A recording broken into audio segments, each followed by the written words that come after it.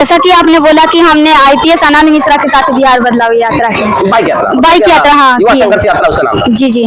तो कुछ दिन पहले हमने सोशल मीडिया पे देखे थे कि आईपीएस आनंद मिश्रा जो है वो जन सुराज को छोड़कर चले गए। अच्छा, तो जन सुराज है जो ये तो नई नवेली पार्टी है, तो जन सुराज कितनी सीट लगभग ला सकती है इस बार चुनाव? जन सुराज का सरकार बने, नई नवेली पार्टी नहीं है जी। मतलब पार्टी का रजिस्ट्रेशन भरे नई नवेली है, लेकिन जितना दूसरी पार्टियों ने जितना लोगों के बीच घूमा होगा उससे ज्यादा हम लोगों ने 2 साल में घूम चुके हैं। 2500 जो माई बहन योजना आरजेडी की तरफ से दिया जा रहा है, इस पे आप क्या कहेंगे? ये 2500 रुपए जो मां बहन योजना का जो घोषणा किया गया है आरजेडी की तरफ से, ये चुनावी जुमला है, झूठ बोल के वोट लेने का तरीका है। ये वही तरीका है कि भैया आप हमको वोट दे दीजिए, हम झूठ कुछ भी बोल के, लेकिन ये संभव ही नहीं है। अगर आप देखिएगा बिहार का बजट जो है 2.5 लाख करोड़ का है और बिहार में 6 करोड़ से ज्यादा महिलाएं हैं। जी। मतलब 6 करोड़ के आसपास, 14 करोड़ आबादी है तो 6 करोड़ से ज्यादा महिलाएं हैं। जी। अगर आपको देना भी है तो मतलब ये अगर देखिएगा तो 1.5 लाख करोड़ रुपए अगर सरकार फंड से जाएगा, अगर 2,500 रुपए हर महिलाओं को दीजिएगा तो अब बताइए कि आप कैसे दे सकते हैं? और भी काम है, मतलब 1 लाख करोड़ रुपए खाली अलग से है ही, मतलब अनप्लान बजट है, उसमें से आप 1.5 लाख करोड़ कैसे दे सकते हैं? तो ये झूठ फूस की बात है, ये बस ऐसी लोक लुभावन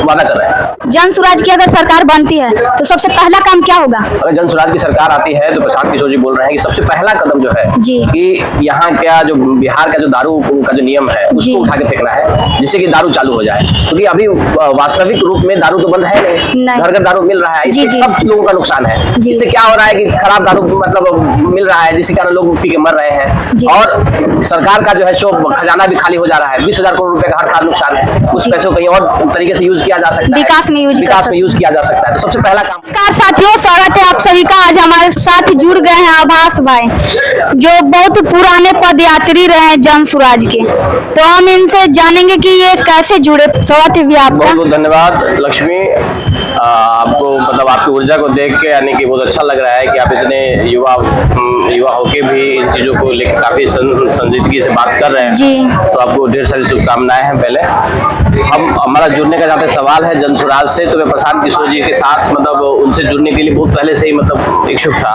2019 में उन्होंने जब बिहार की शुरुआत की तभी से मैं जुड़ना चाह रहा था। जब उन्होंने 2022 में जब पदयात्रा निकाला तो बहुत इच्छा हो रहा था कि नहीं जुड़ा जाए, बिहार को बदलने में अपना कंधा लगाया जाए, क्योंकि प्रशांत किशोर जी जैसे व्यक्ति जो मतलब हजारों करोड़ रुपए कमा सकते थे, ये वाला काम छोड़ के, अपना काम धाम छोड़ के, अपना सब कुछ छोड़ के जब बिहार को बदलने के लिए चल सकते हैं तो हमारे जैसे लोग क्यों नहीं जाना चाहिए। और किसी एक व्यक्ति के जाने से बिहार नहीं बदलेगा। कोई एक व्यक्ति केवल प्रशांत किशोर जी चाह ले, है ना, प्रशांत किशोर जी की जैसे 1 लाख लोग चाहिए, 1 लाख लोग या करोड़ों जो जब तक पूरे बिहार के लोग इस बात को नहीं समझेंगे। मान लीजिए मैंने मतलब बिहार को बदलने का मतलब चीजें खाका तैयार कर लिया, लेकिन जब तक बिहार के लोग उसके लिए तैयार नहीं होंगे, क्योंकि लोकतंत्र में ये मोनार्की नहीं है, राजतंत्र तो है नहीं। लोकतंत्र में जब तक लोग नहीं चाहेंगे, लोग को ही तो वोट देना है, तब तक बदलाव नहीं होता। प्रशांत किशोर जी के जो प्रयास को देख के मुझे लगा कि नहीं हमको भी प्रयास करना चाहिए, क्योंकि मैं पहले से ही मैंने था कि मेरे को बिहार के लिए कुछ करना है, लेकिन मैं इस समय तैयार नहीं था। मेरा था कि मैं 10 साल के बाद अपने मतलब जीवन में मतलब फ्री हो जाऊं, अपने जो काम, अपना जो फैमिली का जो काम धाम है उन सब चीजों निवृत्त होने के बाद मैं इन चीजों का प्रयास करूं। लेकिन अभी प्रशांत किशोर जी प्रयास कर रहे थे, बड़े स्तर पे प्रयास कर रहे थे, इसलिए हमको मतलब मैं आपको 2 या 3 फरवरी को मैं गोपालगंज में आ गया था, वहां से लगातार मैं पदयात्रा कर। अच्छा, आपने जैसा कि बताया कि हम पद यात्रा किए हैं तो गांव जाकर के घूमे ही होंगे, तो आपका अनुभव कैसा रहा? मतलब बहुत ही मतलब अच्छा भी अनुभव रहा और बुरा भी अनुभव रहा जी। अच्छा अनुभव कि मुझे बिहार को मतलब जानने का अवसर मिला, क्योंकि मैं इससे पहले पदयात्रा में आने से पहले मैं मतलब कहिएगा जिला के नाम में तो मतलब 2-3 जिला में ही गया था, वो भी जिला को समझने की बात तो दूर, बस वो जिला मतलब बस से मैं अगर मान लीजिए अपने मेरा गांव सीतामढ़ी है तो सीतामढ़ी से बस से चला, तो कभी मुजफ्फरपुर से ट्रेन पकड़ा तो मुजफ्फरपुर आ गया, कभी पटना से ट्रेन पकड़ा तो उस रास्ते में वैशाली आ गया तो पटना चला गया, 1-2 बार दरभंगा ट्रेन से जाने का अवसर मिला तो दरभंगा, फिर 2-3 जिला बस मतलब कदम रखा होगा। लेकिन अब जो है सो मैं 38 जिला में जा चुका हूँ, मतलब अलग अलग गांव, मतलब ज्यादातर जिला में तो हर प्रखंड जा चुका हूँ। कटिहार में तो मैंने मतलब 2-3 महीने लगातार रहे, पूर्णिया में रहे, और जब पदयात्रा के दौरान जैसे समस्तीपुर, वैशाली, सारण, सिवान, इन सब जिला में तो मतलब लगातार चले। अभी फिर इससे पहले बाइक यात्रा हुआ है, बाइक यात्रा आधा बिहार हुआ, तो उसमें भी हम लोग लगातार चले हैं, मतलब 1-2 महीना में आधा बिहार हम लोग आईपीएस आनंद मिश्रा जी के साथ चले। तो इससे मतलब बिहार को जो जानने का अवसर मिला कि बिहार बिहार की जो स्थिति को देखा मैंने, मतलब बिहार एक है लेकिन इसमें कई सारे मतलब आपको बिहार देखने को मिला। मतलब चंपारण की तरफ अलग विकास है, मतलब अलग स्थिति है, अलग समस्या है। अभी आप पूर्वांचल तरफ चले जाइए तो उसका अलग है, सीमांचल की तरफ चले मिथिलांचल का अलग समस्या है, सीमांचल पे चले जाइए तो सीमांचल में आपको देखने को मिलेगा टीने का घर मिलेगा देखने का, वहाँ का जो बाउंड्री भी घर का मिलेगा आपको टीने का मिलेगा। साउथ में चले जाइए, साउथ बिहार में चले जाइए तो धान के समय में मैं तरारी विधानसभा में काम कर रहा था भोजपुर में, तो वहां पे मैंने देखा कि नहर बना हुआ है। मतलब साउथ बिहार में नदी ज्यादा नहीं है लेकिन वहाँ नहर का व्यवस्था है। लेकिन नॉर्थ बिहार में नदियां बहुत ज्यादा नदियां हैं लेकिन वहाँ पे नहर का व्यवस्था नहीं है। पानी के लिए दमकल का व्यवस्था करना पड़ता है, मोटर का व्यवस्था करना पड़ता है। तो ये सब देखने को मिला। और ये देखने को मिला कि किसी भी गाँव में आपको अगर बुलाइएगा तो ज्यादातर महिलाएं गाँव में मिलेंगी, युवा नहीं मिलेगा आपको, और बुजुर्ग मिलेंगे। और तो ऐसा क्यों? क्योंकि सब सारे युवा चले गए बिहार से बाहर, बिहार से बाहर चले गए, कोई पटना मतलब पटना से मतलब बिहार से बाहर चले गए, दिल्ली चले गए, पंजाब चले गए, कर्नाटक, तमिलनाडु, महाराष्ट्र, पूना, सब नौकरी करने के लिए। यहाँ तो क्या स्थिति है कि बिहार में बच्चा थोड़ा सा जब जवान हुआ, अगर उसने पढ़ाई लिखाई छोड़ दिया तो बिहार से बाहर मजदूरी करने के लिए चला गया। अगर वो हल्का पढ़ाई लिखाई कर रहा है तो अच्छी पढ़ाई करनी है तो बिहार से बाहर जाना है। इसके लिए मतलब पूरा गाँव का गाँव आपको खाली मिलेगा, युवा आपको ढूंढने से नहीं मिलेगा। अभी देखिए बिहार है, बिहार में आपको या जितना युवा मिलता है, अगर यही अभियान, अगर जनसुराज वाला अभियान अगर किसी दूसरे राज्य में होता, कर्नाटक में होता, तमिलनाडु में होता, महाराष्ट्र में होता, तो युवाओं की संख्या आपको इससे 100 गुना ज्यादा मिलता। लेकिन बिहार में जो है इसलिए नहीं है क्योंकि यहाँ पे है ही नहीं, सब लोग रोजी रोजगार के लिए, मजदूरी के लिए बिहार से बाहर चले गए। तो ये बहुत बड़ा अनुभव मिला, ये मतलब बिहार को जानने का अनुभव मिला। बिहार में अगर कल की व्यवस्था बदलेगी तो किस तरीके से बिहार को बदला जाएगा, किस तरीके से बिहार का परिवर्तन लाया जा सकता है, किन किन समस्याओं को देखा जा सकता है। कई हाईवे मिला, मतलब बालू माफियाओं का जो मतलब बदमाशी है उसके कारण जो लोग प्रभावित है वो देखने को मिला। हम लोग बांका में थे तो बांका में खनन माफियाओं से जो बदमाशी कर रहे हैं, जो मतलब लूट बची हुई है वो देखने को मिला। जो दारू जो है सो बिल्कुल भी बंद नहीं है, हर जगह उपलब्ध है, वो देखने को मिला। तो बहुत बेहतर अनुभव रहा। जैसा कि आपने बोला कि हमने IPS आनंद मिश्रा के साथ बिहार बदलाव यात्रा की, बाइक यात्रा, हाँ, युवा संघर्ष यात्रा उसका नाम था। जी। तो कुछ दिन पहले हमने सोशल मीडिया पे देखे थे कि IPS आनंद मिश्रा जो है वो जन सुराज को छोड़कर चले गए। ना आनंद मिश्रा जी हमसे जुड़े हुए हैं और अभी तो कल भी यानी कि मिले हैं, कल भी उनसे हमारी मुलाकात हुई, परसों भी मुलाकात हुई। मतलब लगातार जन सुराज से जुड़े हुए हैं और जन सुराज के लिए वो काम कर रहे हैं। जी, तो जन सुराज की सरकार आएगी तो क्या ऐसा गारंटी है कि वो काम ही करेगी? मतलब आनंद मिश्रा जी काम करेंगे, क्यों नहीं करेंगे? वो भी तो अपनी नौकरी को छोड़ के बिहार बदलने के लिए आए हैं जी। तो वो ऐसा मतलब उनके मुंह से तो आपने कभी नहीं सुना है। सोशल मीडिया पे कोई दूसरा तीसरा व्यक्ति बोल रहा होगा तो उसके क्या है? वो तो बिहार के लिए लगातार जनसुराज के लिए और बिहार के लिए काम कर रहे हैं। पूरा मोटरसाइकिल से जब उन्होंने यात्रा किया तो 2 महीने में पूरा आधा बिहार उन्होंने यात्रा किया, अब गाँव जाके लोगों को समझाने का प्रयास किया, जनसुराज की बात को पहुंचाने का प्रयास किया। तो उसमें मतलब वो लगातार हमारे साथ जुड़े हुए हैं। अच्छा, आपको क्या लगता है कि बिहार को बर्बाद करने में किसका हाथ है?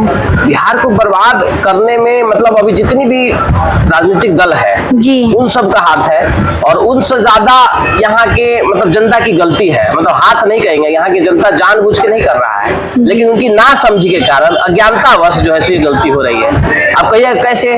तो अभी जितनी भी पार्टियां हैं और सबसे ज्यादा मतलब गलती जो हाथ है वो बड़ी पार्टियों की है, जो राष्ट्रीय पार्टी है, कांग्रेस है, बीजेपी है, आरजेडी जेडीयू तो है ही, लेकिन उससे ज्यादा जिम्मेदारी कांग्रेस की है, बीजेपी की है, जो इन लोगों को बिहार को बर्बाद करने में सहयोग कर रहे हैं जी। और जनता की कमी क्या है कि जनता जो है सो लगातार इन्हीं को चुनते हुए जा रही है। अब देखिए शिक्षा का व्यवस्था नहीं बदल रहा है जी, फिर भी हम उसी को वोट दे रहे हैं। 15 साल तक लालू जी का शासन था, अभी 20 साल से यानी कि नीतीश जी का शासन है। अब बताइए पहला 5 साल की है, उसके बाद भी शिक्षा का कोई स्तर नहीं बदला है ना, फिर भी हम दोबारा चुन के लाए, तिबारा चुन के लाए, चौबारा चुन के लाए।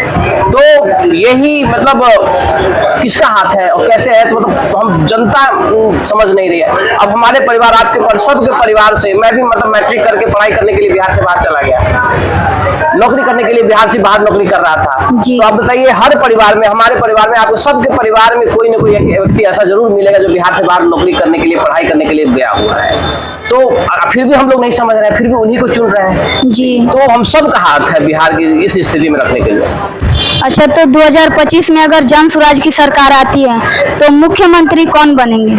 मुख्यमंत्री जो भी जन स्वराज के जो विधायक चुन के जाते हैं जी। वो जिसको मतलब चुनेंगे वो मुख्यमंत्री बनेंगे।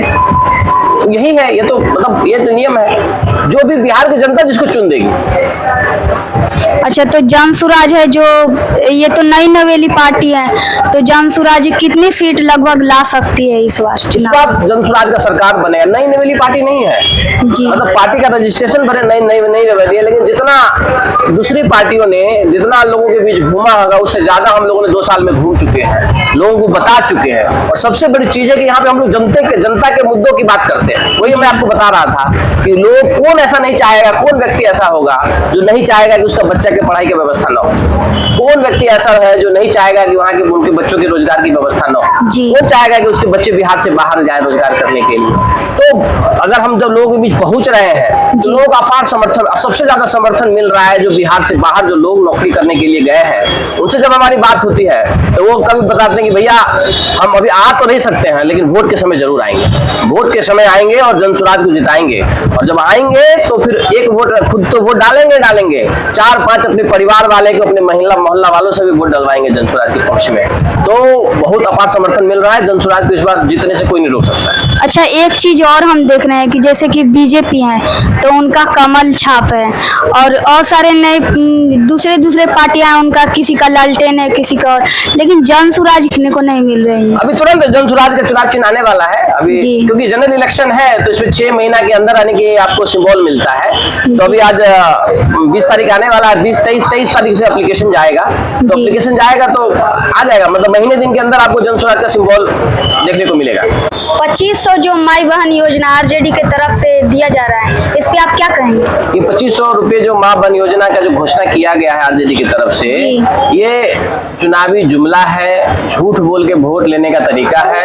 ये वही तरीका है कि भैया आप हमको वोट दे दीजिए, हम झूठ कुछ भी बोल के, लेकिन ये संभव ही नहीं है। अगर आप देखिएगा बिहार का बजट जो है 2.5 लाख करोड़ का है और बिहार में 6 करोड़ से ज्यादा महिलाएं हैं। जी। मतलब 6 करोड़ के आसपास, अगर 14 करोड़ आबादी है तो 6 करोड़ से ज्यादा महिलाएं हैं। जी। अगर आपको देना भी है तो मतलब ये अगर देखिएगा तो 1.5 लाख करोड़ रुपए अगर सरकार फंड से जाएगा, अगर 2,500 रुपए अगर हर महिलाओं को दीजिएगा तो अब बताइए कि आप कैसे दे सकते हैं? और भी काम है, मतलब 1 लाख करोड़ रुपए खाली अलग से है ही, मतलब अनप्लान बजट है, उसमें से आप 1.5 लाख करोड़ कैसे दे सकते हैं? तो ये झूठ फूस की बात है, ये बस ऐसी लोक लुभावन वादा कर रहे हैं, ये मिलने वाला नहीं है किसी को। जी। जन स्वराज की अगर सरकार बनती है तो सबसे पहला काम क्या होगा? अगर जन स्वराज की सरकार आती है तो प्रशांत किशोर जी बोल रहे हैं कि सबसे पहला कदम जो है कि यहाँ क्या जो बिहार का जो दारू का जो नियम है उसको उठा के फेंकना है, जिससे कि दारू चालू हो जाए, क्योंकि अभी वास्तविक रूप में दारू तो बंद है नहीं, घर घर दारू मिल रहा है, इससे सब लोगों का नुकसान है। इससे क्या हो रहा है कि खराब दारू मतलब मिल रहा है, जिसके कारण लोग पी के मर रहे हैं और सरकार का जो है सो खजाना भी खाली हो जा रहा है। 20,000 करोड़ रुपए का हर साल नुकसान है, उस पैसे को कहीं और तरीके से यूज किया जा सकता है, विकास में यूज किया जा सकता है। तो सबसे पहला काम होगा। उसके अलावा पलायन के लिए बहुत ठोस कदम उठाया जाएगा, लोगों के मतलब महिलाओं बुजुर्गों को जो है 2,000 रुपए वृद्धा पेंशन दिया जाएगा।